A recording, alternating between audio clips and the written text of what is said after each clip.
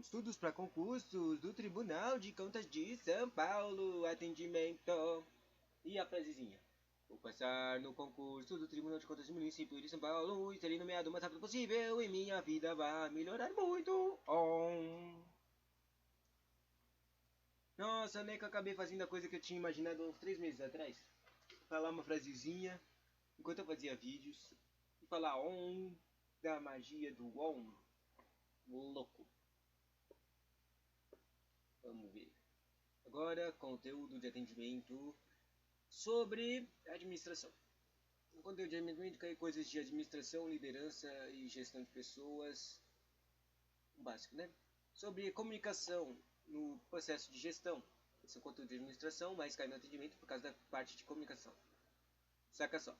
Comunicação no processo de gestão. Deixa eu escrever o título aqui. Comunicação no processo, na gestão. Tá. Conceito de importância. Olha, isso aqui foi atualizado recentemente. Os conflitos interpessoais, segundo pesquisas, possuem como fonte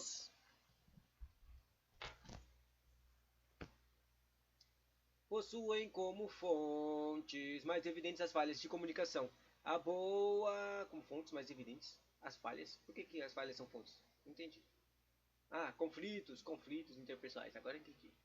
Falhas é com qual conflitos. Tá, a boa comunicação é essencial para minimizar esse quadro e aumentar a eficácia de qualquer organização ou grupo. Portanto, a comunicação é mais do que simplesmente transmitir um significado. Ela precisa ser compreendida. O conceito mais amplo para a comunicação considera um processo que envolve as habilidades humanas relacionadas ao envio e recebimento de informações, pensamentos, sentimentos e atitudes. Nesse conceito inicial, podemos constatar de forma sintética dois tipos de estruturas de comunicação, a formal e a informal. A comunicação formal e informal são diferentes, obviamente. A comunicação formal é aquela que ocorre nas organizações de caráter oficial, respeitando-se os trâmites burocráticos pertinentes e utilizando-se dos canais instituídos pelas autoridades superiores. A comunicação informal ocorre em paralelo à formal, envolvendo as conversas entre líderes e liderados ou entre colegas em caráter não oficial, não sistemático. Pelo caráter da informalidade, esse canal muitas vezes pode ficar contaminado por boatos e fofocas. Se a comunicação informal é todo tipo de relação social entre as pessoas da organização, não deixe de ser uma fonte de alternativa de comunicação. Cabe ao administrador conciliar a gestão da comunicação informal e não evitar ou desprezá-la. Ainda, Paludo apresenta duas... Sei lá quem é Paludo, apresenta duas perspectivas principais da comunicação, a instrumental e a participativa. Não sei o que é isso aqui não. O que é uma comunicação instrumental? O que é uma comunicação participativa? A comunicação na perspectiva instrumental, é a comunicação que possui foco no meio, o instrumento, né? Deixando num segundo plano os atores envolvidos. Assim, essa perspectiva considera a comunicação um instrumento para gerar obediência e conformidade às regras de procedimentos estabelecidos. Sua finalidade, portanto, é informar e divulgar. Na perspectiva participativa ou de interatividade, a comunicação reconhece a importância de cada ator, o seu significado, portanto, resulta da interação entre atores, seus meios e suas particulares.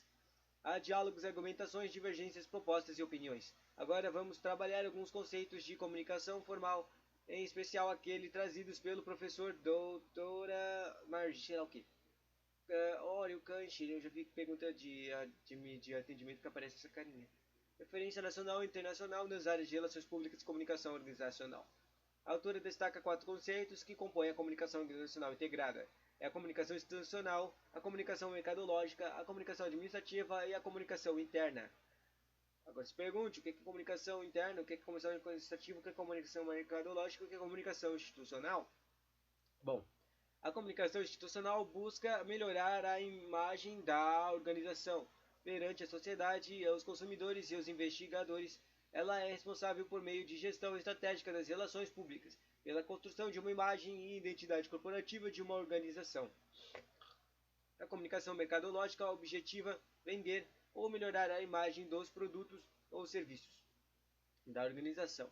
Marketing e vendas são os principais setores responsáveis por este processo. A comunicação administrativa é o processo responsável por transmitir os dados do âmbito administrativos de uma organização para todos os setores nas quais esses dados se mostram pertinentes. Esse é o conceito que vincula todas as ações administrativas, organizando o fluxo de informações das ações de planejar, organizar, dirigir e controlar. A comunicação interna busca viabilizar toda a interação entre a organização e seus colaboradores. É uma forma de compatibilizar os interesses de gestores e colaboradores por meio de diálogo, da troca de informações e de experiências e a participação de todos os níveis. É essa vinculação e difusão de visão, de missão e dos valores da organização. A comunicação organizacional integrada é a integração desses quatro conceitos, ou seja, é a soma de todas as atividades de comunicação realizadas pelos diversos departamentos da comunicação. Legal! Me perdi. Comunicação realizadas pelos diversos departamentos da organização. E que, apesar de suas diferenças e peculiaridades, conseguem atuar na forma harmoniosa para atingir os objetivos da organização. A comunicação constitui atividade que demanda grande parte da atenção de quem ocupa cargo gerencial e dizer, portanto, que esse processo não está restrito apenas a alguns órgãos ou departamentos, mas considera toda a organização. Desse modo, para se alcançar os objetivos comunicacionais de uma organização, o planejamento de comunicações deve estar alinhado com o planejamento estratégico, e combando a missão, os valores, os objetos, as metas, as políticas e as organizacionais definidas. Nesse contexto, a importância da comunicação como atividade gerencial, Robbins diz que a comunicação possui quatro funções básicas dentro de um grupo ou de uma organização: o controle de coordenação, a motivação, a expressão emocional e a informação. A comunicação age no controle do comportamento das pessoas de diversas maneiras. As organizações possuem hierarquias e orientações formais que devem ser seguidas pelos funcionários quando esses são informados de que devem, por exemplo, comunicar quaisquer problemas de trabalho primeiramente ao seu superior imediato, ou a seguir à risca as instruções de trabalho, ou ainda adequar as políticas da empresa à comunicação. Está desempenhada uma função de controle. O autor destaca que a comunicação informal também controla o comportamento quando um grupo de trabalho hostiliza ou reclama com um membro que produzindo demais e assim fazendo com que o resto do grupo pareça preguiçoso. Interessante essa parte aí desse cara que faz o grupo parecer preguiçoso. Esses indivíduos estão se comunicando informalmente e controlando o comportamento do colega. A comunicação também facilita a motivação por esclarecer facilita a motivação por esclarecer aos funcionários o que deve ser feito, qual a qualidade do seu desempenho e o que deve fazer melhorá-lo. O estabelecimento de metas específicas e o feedback de processos em relação a elas e o reforço do comportamento desejável estimulam a motivação e requerem comunicação. Em relação à expressão emocional, para muitos funcionários, seu grupo de trabalho é sua fonte primária de interação social. A comunicação que ocorre dentro do grupo é um mecanismo fundamental para que seus membros expressem suas frustrações ou sentimentos de satisfação. A comunicação, portanto, fornece um meio para a expressão emocional de sentimentos e para a satisfação de necessidades sociais. A informação é a função final desempenhada pela comunicação e relacionada ao seu papel como facilitadora da tomada de decisões. Ela proporciona as informações de que as pessoas e os grupos precisam para tomar decisões ao transmitir dados para que se identifiquem e avaliem as alternativas. Próximo conteúdo sobre formas de comunicação. Bom, a gente aprendeu informação, expressão emocional, motivação, depois e controle. E a importância dessas coisas. Depois falou também da comunicação interna, comunicação administrativa, comunicação mercadológica, comunicação institucional. Falou das perspectivas instrumental e participativa. Falou da comunicação formal e informal. Esses são os conceitos e a importância, né? Os conteúdos sobre formas de comunicação. Eu ia pular e fazer outro vídeo, mas estou cansado. Vou fazer o direto. Formas de comunicação. Pode-se dizer que os membros de uma organização se comunicam por meio de três formas básicas: a comunicação oral ou verbal, a comunicação escrita e a comunicação não verbal ou oral. A comunicação oral ou verbal é o principal meio de transmitir mensagens. Isso ocorre pelo simples fato um simples fato. Qual é o fato? Eu sempre falo que essa forma possui como vantagens rapidez e retorno. Rapidez e retorno, que é o feedback instantâneo. A principal desvantagem da comunicação oral surge nas organizações sempre que a mensagem tiver de ser transmitida por várias pessoas. Assim, quanto maior o número de receptores, maior a probabilidade de instruções potenciais. São exemplos dessa forma de comunicações as palestras, os debates formais e as redes informais. A comunicação escrita é aquela comunicação tangível e verificável, pois geralmente mantém-se seu registro e a regra é que ao regirmos uma comunicação escrita, sejamos obrigados a desenvolver nossas ideias com mais cuidado e ser mais explícito, tornando essa comunicação mais lógica e clara. Contudo, apesar dessa vantagem, sua consequência é a desvantagem de mais consumo de tempo. Outra desvantagem é a ausência de feedback. São exemplos dessa forma de comunicação os memorandos, as cartas, os e-mails, as transmissões de fax, jornais internos, etc. A comunicação não verbal ou não oral é de regra acompanhante de mensagem verbal. Quando falamos, geralmente incluímos movimentos do corpo, e entonação, dentre outros. Segundo Robbins, as duas mensagens mais importantes enviadas pela linguagem corporal são quanto uma pessoa gosta de outra e que até que ponto ela está interessada em seus pontos de vista. O segundo ponto é os status relativo percebido entre emissor e receptor.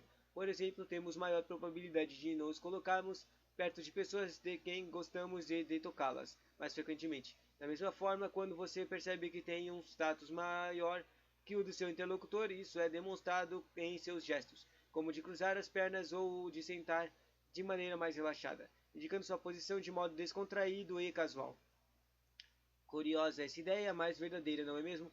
Por fim, vale destacar três abordagens que a comunicação interpessoal pode assumir: a comunicação passiva, a comunicação agressiva e a comunicação assertiva. Explicando as três, a comunicação passiva, ela é numa situação de passividade, a pessoa tem medo de se colocar, não percebe seus objetivos, não persegue seus objetivos e quando faz é que é de uma forma insegura, o que leva ao fracasso e à frustração, concorrendo para a baixa autoestima. Já numa situação de agressividade, as pessoas se expressam com uma carga emocional muito grande, igualmente não levando ao atingimento dos objetivos. A assertividade, porém, é uma atitude equilibrada que se opõe à passividade e à agressividade. Uma comunicação interpessoal assertiva significa emitir uma mensagem segundo um objetivo com coerência entre sentimentos, pensamentos e atitudes, assim é o que se obtém com a assertividade é principalmente o equilíbrio das emoções negativas, sem impedir a sua expressão. Fluxos de direção. A comunicação pode fluir em sentido vertical, horizontal, lateral ou colateral, transversal, multidirecional e circular. O fluxo vertical pode ser dividido em descendente e ascendente, e é o fluxo de comunicação mais utilizado em unidades de trabalho rotineiras.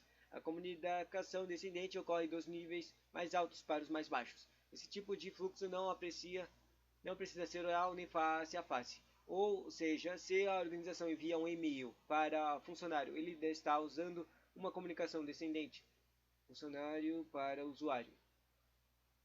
E a comunicação ascendente é aquela dos níveis mais baixos para os mais altos. O exemplo desse tipo de direção de relatórios de desempenho, as caixas de sugestões e as pesquisas sobre o clima organizacional e outros pontos.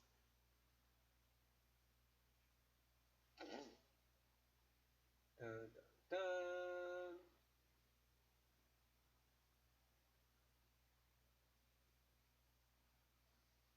Ai, ai, ai, ai, ai, ai, ai. Agora o horizontal. Também chamado de lateral ou colateral, ocorre quando a comunicação se dá entre os membros de um mesmo grupo ou dos grupos do mesmo nível. Essa direção de comunicação economiza o tempo e facilita a coordenação. E é o fluxo de comunicação mais utilizado em unidades de trabalho não rotineiras. Importante. É importante destacar que o fluxo horizontal pode criar conflitos quando os canais formais verticais são violados. Por exemplo, quando os membros atropelam ou ultrapassam seus superiores hierárquicos para fazer com que as coisas sejam realizadas ou quando os chefes descobrem que foram iniciadas as ações ou tomadas decisões sem o seu consentimento. Como dito, esse fluxo alcança a comunicação entre colegas da mesma equipe ou de equipes diferentes, mas sempre do mesmo nível hierárquico. E é nesse contexto que os rumores ou boatos se iniciam. Daí se dizer que a gestão adequada para evitar a difusão de boatos que distorcem as mensagens deve focar prioritariamente sobre esse fluxo de informação. Destacou-se os termos rumores ou boatos, para trazer à tona o fato de que, apesar de as redes de rumores possuírem caracteres informais, isso não significa que não seja uma importante fonte de informação. Possui três principais características, não é controlada pela direção da empresa. é tida pela maioria dos funcionários como mais confiável e fidedigna de que as comunicações formais vindas da cúpula da organização, e ela é largamente utilizada para servir aos interesses pessoais dos que a entregam. Portanto, a rede de rumores é uma parte importante do sistema de comunicação de qualquer grupo ou organização e merece ser bem compreendida. Fique ligada. Comparando-se as características dos fluxos vertical e horizontal, podemos concluir que a direção da comunicação é notadamente horizontal das unidades de trabalho não rotineiras e vertical naquelas unidades rotineiras. O fluxo transversal multidirecional é a comunicação de que acontece em todas as direções. Esse tipo de fluxo é mais adequado em organizações mais flexíveis que procurem criar condições para que as pessoas passem a interagir e intervir em diferentes áreas. Por isso, em sistemas de direção contemporâneos, orientados pelo forte comprometimento dos colaboradores com trabalhos em equipe, inovação e realização de metas coletivas, a comunicação nesse fluxo é ponto central para o sucesso da organização. O fluxo circular é mais adequado nas organizações informais e favorece a efetividade no trabalho. O fluxo circular abarca todos os níveis sem se ajustar às direções tradicionais. E seu conteúdo pode ser tanto mais amplo quanto maior for o grau de aproximação das relações interpessoais. Comunicação organizacional. A comunicação organizacional é essencialmente formal. Isso porque, a depender do caso, as redes de comunicação podem ser muito complexas. Elas podem incluir, por exemplo, centenas de pessoas e dezenas de níveis hierárquicos. Assim, podemos supor que quanto menor o número de níveis de autoridade por meio das quais as comunicações devem passar, tanto menor será a perda ou a distorção da informação. Vejamos alguns modelos de estruturas formais de comunicação já cobrados em nó provas. Adianta-se que a eficácia de cada tipo de rede depende da variável dependente com a qual estamos preocupados. Sobre comunicação em roda, que eu nunca ouvi falar em nenhum canto. Comunicação em roda, nesse tipo de comunicação de roda de membros. Em roda, os membros. Quer saber? Vou pular essa roda aqui. Comunicação em Y. Na rede em Y, a comunicação faz-se nos dois sentidos aos diversos níveis de hierarquia. Tem como característica ser lenta ao rigor e razoável. Não entendi. Ao rigor é razoável. É centralizada e possui emergência de liderança. A situação é reduzida. Interessante. Comunicação em cadeia. Na rede de comunicação em cadeia, cada indivíduo comunica apenas o que acontece e o procede. A velocidade é lenta, o rigor é razoável. A satisfação é reduzida e a centralização é moderada e tem emergência de liderança pela figura. Percebe-se que se segue rigidamente a cadeia formal do comando.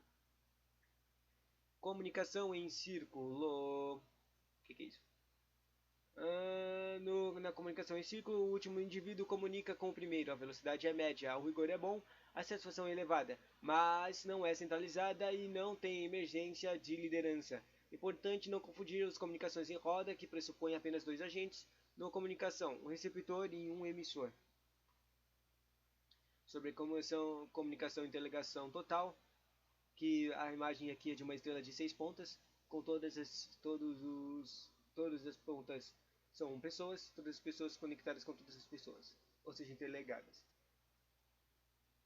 Nessa estrutura, todos os membros se comunicam com todos. A velocidade é lenta, o rigor é reduzido, a satisfação é elevada, não há emergência de liderança e não ocorre a centralização. Agora, deixa eu ver se eu estou no final. Não, ainda falta componentes de processos de comunicação, ou seja, vai repetir as coisas que a gente fez nos outros vídeos. E os problemas e barreiras de comunicação, também vai repetir. Ou seja, vou fazer outro vídeo disso aqui.